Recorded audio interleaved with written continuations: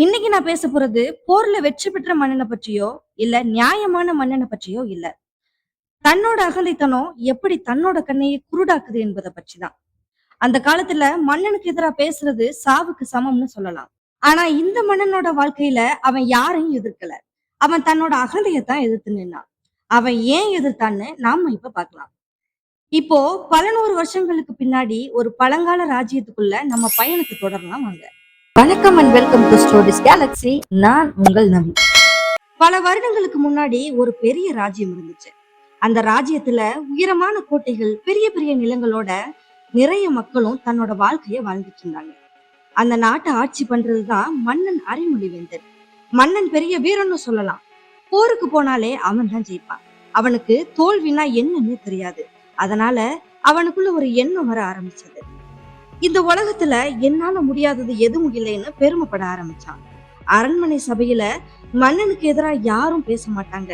அவன் சொல்றதுதான் சட்டம், அவன் நினைக்கிறதா நியாயம்னு ஏச்சுக்கிட்டு பயத்தோட பயணம் பண்ணினாங்க அந்த நாட்டு மக்கள். ஒரு நாள் வயதான ஒரு விவசாயி அரண்மனைக்கு வந்தாரு. அவர் ரொம்ப பயந்துகிட்டே மன்னன் முன்னாடி நின்னாரு. அவரோட விவசாய நிலம் மன்னன் கட்ட போற புதிய கோட்டைக்காக பறிக்கப்பட்டு போச்சு.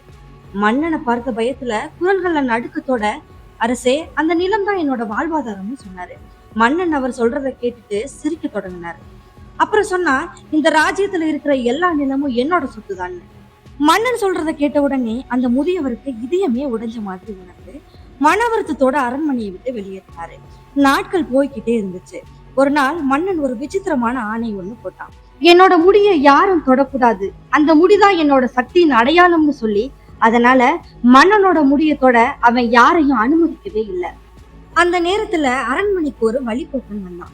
அவன் ரொம்ப சாதாரணமா எளிய உடை அணிஞ்சு அமைதியான முகத்தோட மன்னனை பார்த்து சொன்னான், அரசே, உங்க சக்தி உங்க முடியல இல்லைன்னு.